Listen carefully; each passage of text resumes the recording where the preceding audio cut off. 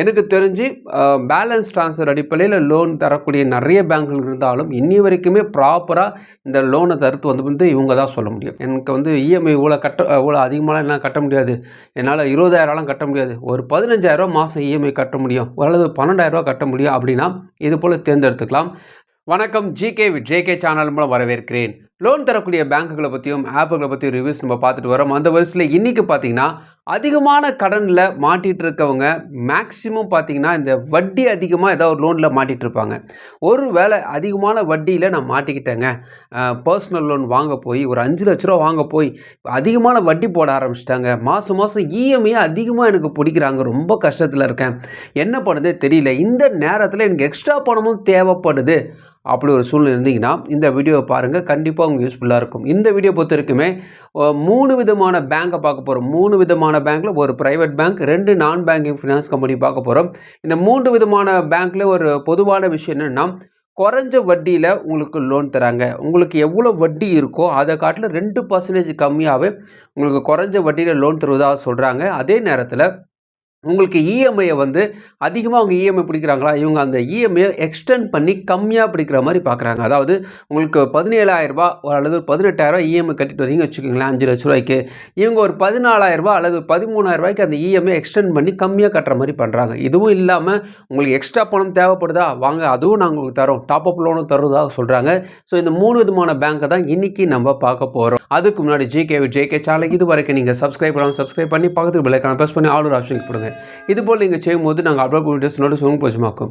இந்த வீடியோ உங்களுக்கு பிடிச்சிருந்துச்சுன்னா ஃப்ரெண்ட்ஸுக்கு ஷேர் பண்ணுங்கள், தெரிய அழைக்குதுன்னா மறக்காம லைக் பண்ணுங்கள். ஃபர்ஸ்ட் நம்ம பார்க்க போகிற பேங்க் யாருன்னு பார்த்தீங்கன்னா கோடக் மஹிந்திரா பேங்க். கோடக் மஹிந்திரா பேங்க்கில் உங்களுக்கு அக்கௌண்ட் இருந்தாலும் சரி இல்லைனாலும் சரி, இருந்தால் என்ன பெனிஃபிட் அப்படி பார்த்தீங்கன்னா உங்களோட ப்ராசஸிங் ஃபீஸ் வந்து கொஞ்சம் கம்மியாகும். கோடக் மஹிந்திரா பேங்க்குடைய வட்டி அப்படி எடுத்துக்கிட்டிங்கன்னா 10.99% பெர் ஆனம் போடுறாங்க. ஏஜ் பொறுத்த வரைக்குமே 21 வயதுலேருந்து 60 வயதுக்கு உட்பட்ட அனைத்து இந்திய குடும்பம் லோன் தருவதாக சொல்கிறாங்க. எஸ்பெஷலி இவங்க சொல்லக்கூடிய விஷயம் என்னன்னா, சேலரி பர்சனுக்கு தான் லோன் தருவதாக முக்கியப்படுத்தி சொல்கிறாங்க. அப்படி நீங்கள் சேலரி பர்சனாக இருந்தீங்கன்னா 1 இயராவது எக்ஸ்பீரியன்ஸ் இருக்கணும், அந்த கம்பெனிலையோ அல்லது நிறுவனத்திலையோ 1 இயராவது உங்களுக்கு எக்ஸ்பீரியன்ஸ் இருக்கணும்னு கேட்குறாங்க. குவாலிஃபிகேஷன், எஜுகேஷன் குவாலிஃபிகேஷன் கேட்குறாங்க. இது வந்து எனக்கு புதுசாக இருக்குது. இந்த எஜுகேஷன் குவாலிஃபிகேஷனை பொறுத்த வரைக்குமே எதுக்கு கேட்குறாங்கன்னா, உங்களுக்கு ஒரு ப்ரைவேட்டில் நீங்கள் ஒர்க் பண்ணுறீங்க, திடீர்னு உங்களுக்கு வேலை போச்சு, அடுத்த வேலை தேடணும்னா உங்களுக்கு நல்ல எஜுகேஷன் இருந்துச்சுன்னா உங்களுக்கு தொடர்ந்து வேலை கிடைக்க வாய்ப்பு இருக்கும் இல்லையா, அதனால் அதை பேஸ் பண்ணி உங்கள் எஜுகேஷனை முக்கியப்படுத்தி இவங்க கேட்குறாங்க. இது இல்லாமல் உங்கள் மினிமம் இன்கம் எவ்வளோ இருக்கணும்னு கேட்குறாங்கன்னு பார்த்தீங்கன்னா 20,000 மேலே இருக்கணும்னு சொல்கிறாங்க. என்ன கேட்டிங்கன்னா 25,000 30,000 இருந்தால் தான் இங்கே கிடைக்க வாய்ப்பு இருக்குது. சிட்டியில் இருக்கணும்னு சொல்கிறாங்க. கிரெடிட் ஸ்கோரை பொறுத்த வரைக்குமே நல்ல கிரெடிட் ஸ்கோர் இருந்தால் தான் கிடைக்கும் சொல்கிறாங்க. என்ன டாக்குமெண்ட்ஸ் கேட்குறாங்க, KYC documents, Aadhaar card, PAN card கேட்குறாங்க. இது இல்லாமல் உங்களுடைய லேட்டஸ்ட் 3 மந்த்ஸோடைய சேலரி ஸ்லிப் கேட்குறாங்க, பேங்க் ஸ்டேட்மெண்ட் கேட்குறாங்க. இதுதான் டாக்குமெண்ட்ஸு. இதில் எப்படி அப்ளை பண்ணணும் பார்த்தீங்கன்னா PLBT போட்டு 567678 ஒரு எஸ்எம்எஸ் நம்பருக்கு எஸ்எம்எஸ் அனுப்பிச்சா போதும். PLBTன்றது வந்து பர்சனல் லோன் பேலன்ஸ் ட்ரான்ஸ்ஃபர், இதுதான் அவருடைய முழு அர்த்தம். ஸோ இதை நீங்கள் வந்து ஸ்க்ரீனில் காட்டுற பாருங்கள். நீங்கள் எஸ்எம்எஸ் அனுப்பிச்சா கூட அங்கே இருக்கக்கூடிய டெடிகேட்டட் ரெப்ரசன்டேட்டிவ் உங்களை தொடர்பு கொள்வதாக அவங்க சொல்கிறாங்க.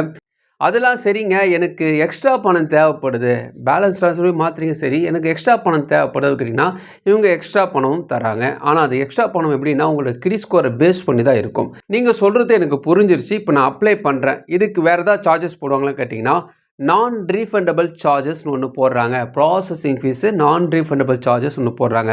கோடக் மஹிந்திராவில் ஏற்கனவே உங்களுக்கு அக்கௌண்ட் இருந்துச்சுன்னா அந்த சார்ஜஸ் கம்மியாக வாய்ப்பு இருக்குது. அக்கௌண்ட்டே இல்லாத பட்சத்தில் நீங்கள் முன் பணம் செலுத்துகிற மாதிரி இருக்கும்.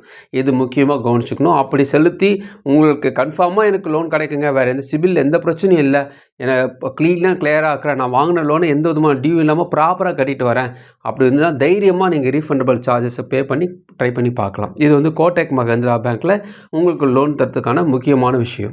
எலிஜிபிலிட்டி அப்படி என்ன எதிர்பார்ப்பாங்கன்னா, எலிஜிபிலிட்டியை பொறுத்த வரைக்குமே உங்களோட கிரெடிட் ஸ்கோர் நல்லா இருக்கணும், ஏற்கனவே வாங்கின லோனு ப்ராப்பராக நீங்கள் கட்டி இருக்கணும், வேறு எந்த பிரச்சனையும் இல்லாமல் இருந்துச்சுன்னா தாராளமாக லோன் கிடைக்க வாய்ப்பு இருக்குது. அடுத்த பேங்க் பார்த்தீங்கன்னா HDFC பேங்க். HDFC பேங்க்கும் கிட்டத்தட்ட கோடக் மஹிந்திரா பேங்கை போல தான். ஆனால் இது உங்களை போல் டஃப்பாலாம் இருக்க மாட்டாங்க. அவங்க வந்து எஜுகேஷன் பார்க்குறாங்க, சிட்டியில் இருந்தால் தான் லோன் தருவேன்னு சொல்கிறாங்க. இந்த விஷயம்லாம் வந்து HDFCயில் கிடையாது. HDFCயை பொறுத்த வரைக்குமே இன்கம் நல்லா இருக்கணும். உங்களுக்கு இன்கம் நல்லா இருந்துச்சுன்னா தாராளமாக லோன் கிடைக்க வாய்ப்பு இருக்குது.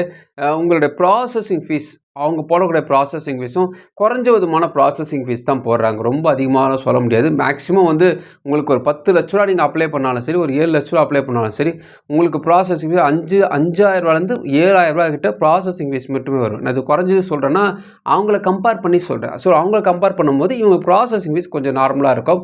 வட்டியும் கிட்டத்தட்ட 11% இவங்கள 11% தான். பெரிய டிஃப்ரெண்ட் இல்லை.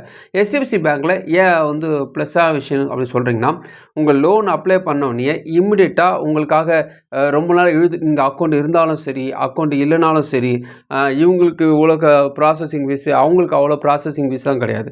உங்களுக்கு ப்ராப்பரான டீட்டெயில்ஸ் இருந்துச்சுனாவே உங்கள் பழைய லோனோட டீட்டெயில்ஸ்லாம் வாங்கி பக்காவாக உங்களுக்கு என்ன அமௌண்ட்டு கிடைக்கின்றதை உங்களுக்கு ஒரே நாளில் தெரிஞ்சிடும். உங்களுக்கு எவ்வளோ லோன் கிடைக்கிறது ஒரே நாளில் சொல்லிடுவாங்க. அது மட்டும் கிடையாது, ப்ராசஸிங் 2 நாளில் உங்களோட லோனு பிரச்சனைலாம் முடிஞ்சு போயிடுங்க. ஸோ சிம்பிளாக முடிஞ்சிடும். சிபிலில் பிரச்சனை இருக்கக்கூடாது. அதான் முக்கியமாக அவங்க எதிர்பார்க்கக்கூடிய விஷயம். HDFC பேங்கை பொறுத்த வரைக்குமே எனக்கு தெரிஞ்சு பேலன்ஸ் ட்ரான்ஸ்ஃபர் அடிப்படையில் லோன் தரக்கூடிய நிறைய பேங்க்கள் இருந்தாலும் இன்னி வரைக்குமே ப்ராப்பராக இந்த லோனை தடுத்து வந்து இவங்க தான் சொல்ல முடியும்.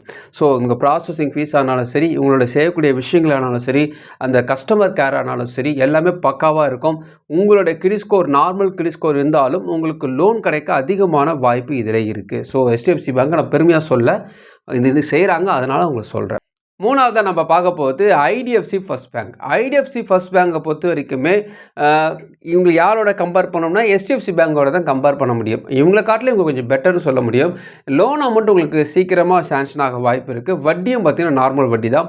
ப்ராசஸிங் ஃபீஸ் தான் கொஞ்சம் கவனிக்கணும். ஸோ ப்ராசஸிங் ஃபீஸ் வந்து உங்களுடைய லோனுலேயே அவங்க டிடெக்ட் பண்ணிடுறேன்னு சொல்கிறாங்க. அதாவது தனியாக கட்ட தேவையில்லை.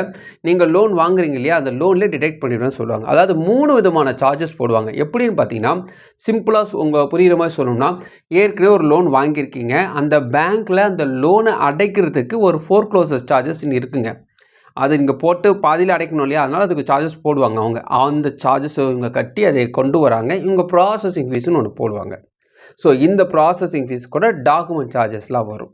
ஸோ இதுதான் 3 விதமான சார்ஜஸ். இந்த 3 விதமான சார்ஜஸை ஒன்றாக்கி ஒரே லோனாக கொண்டு வந்து அந்த ஒரே லோனில் உங்களுக்கு எவ்வளோ இஎம்ஐயில் போடலாம், உங்களுக்கு இஎம்ஐ எவ்வளோ கட்ட முடியும் பார்த்து அதுக்கேற்ற மாதிரி வகுத்து உங்களுக்கு இஎம்ஐயை ப்ராசஸிங் பண்ணி தராங்க. இதுதான் வந்து IDFC ஃபர்ஸ்ட் பேங்க்கில் செய்யக்கூடிய விஷயங்கள்.